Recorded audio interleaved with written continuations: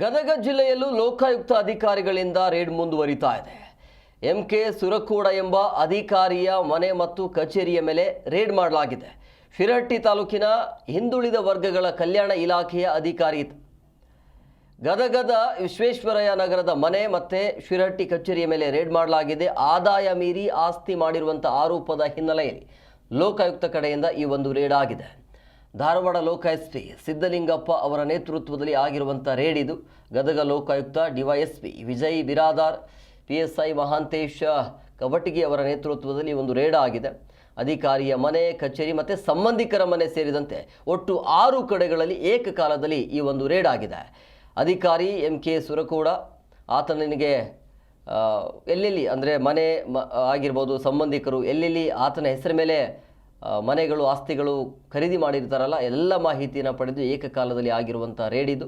So ಈಗ ಆತನನ್ನು ವಶಕ್ಕೆ ಪಡೆದು ವಿಚಾರಣೆಯನ್ನು ಮಾಡ್ತಿದ್ದಾರೆ.